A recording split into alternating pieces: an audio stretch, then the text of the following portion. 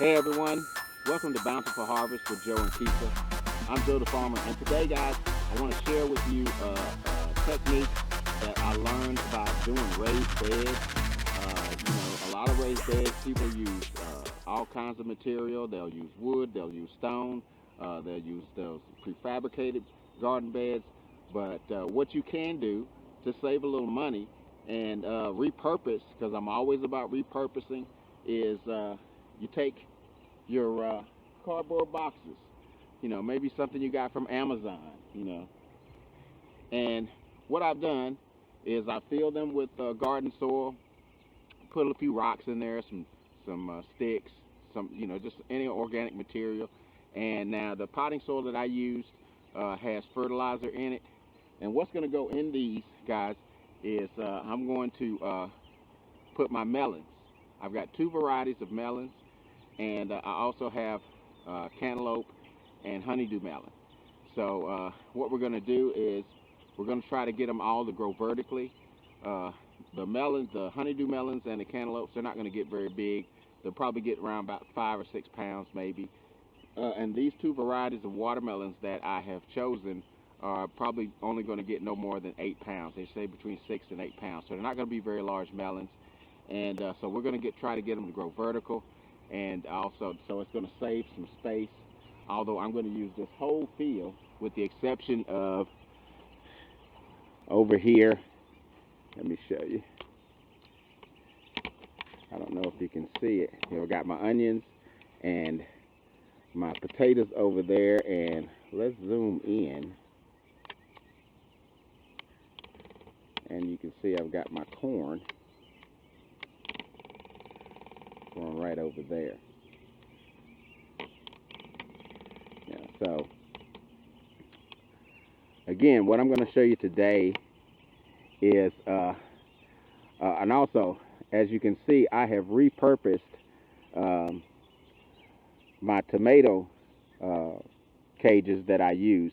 My recommendation is, guys, don't use these type of tomato cages because depending upon how big your plant gets, they will not support it, especially if you get the lighter gauge. If you get a heavier gauge one like these two right here, they're a little bit heavier gauge. Really, all three of these, because I have three, these are all heavier gauge. When I take you over to where I'm going to plant the honeydew melons and the cantaloupe, you'll see the difference when you look at those.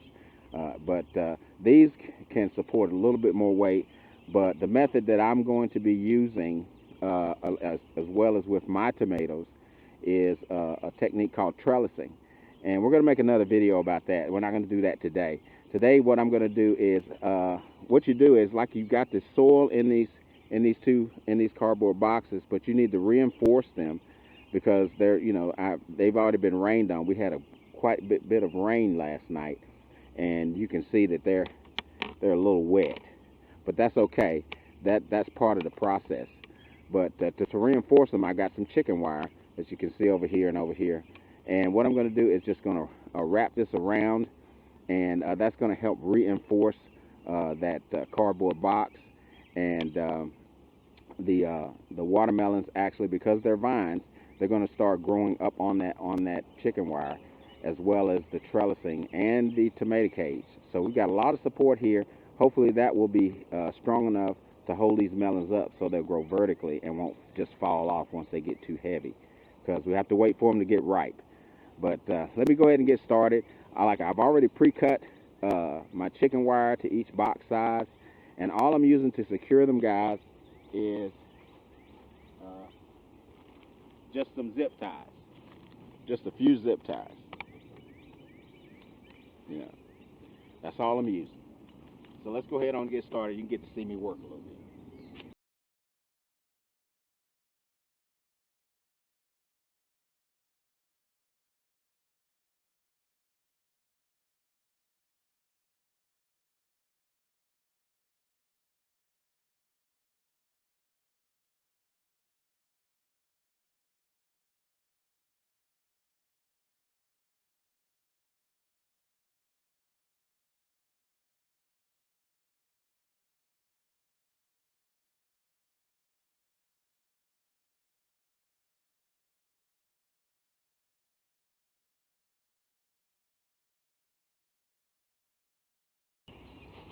So as you can see, not too difficult, didn't take too long.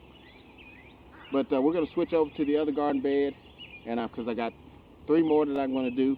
Now these cages and everything, these are going to be for the honeydew melon and the cantaloupe.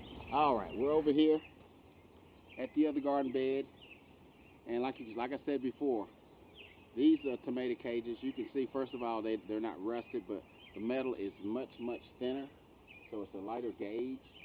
And I found out the hard way when these bushes, my tomatoes got up over it. Every morning I'd come up and they'd be laying down on their side, and so I didn't want to do that anymore. So we're going to trellis those, and we talked about trellising. That's going to be another video. So make sure that you like, share, comment, subscribe, and hit the notification bell so you can see when we upload new videos. But I'm going to go ahead on and finish putting these on so you get to watch me work a little bit more, and then I'll show you some of the other updates, because we've had a lot of things happen in the last week or so.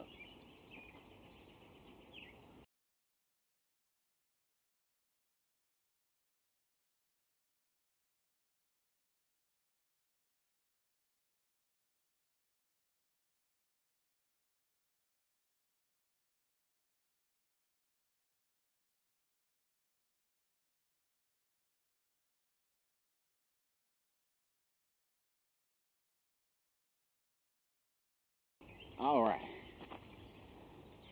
So, whew, that took a little bit out of me. So there you have it, guys. That's what we're doing. For all of these melons, they're vines, and they can spread out and cover a lot of area. So to conserve the area that I have, and this is just an experiment as well, but I've seen some other farmers do it, some other gardeners do it, so it must be pretty good. We're going to give it a try. And again, I made sure that I did not get those huge melons like I had last year. I had one that was about 25 pounds, but we're not growing any of those. These watermelons, 2 varieties. One is called Petite yellow. The flesh is yellow. I can't remember what the other one was called, but let me go ahead on and take you inside and take my camera and turn it around. But like I say, you can see our tomatoes are doing really good. Planted those last week.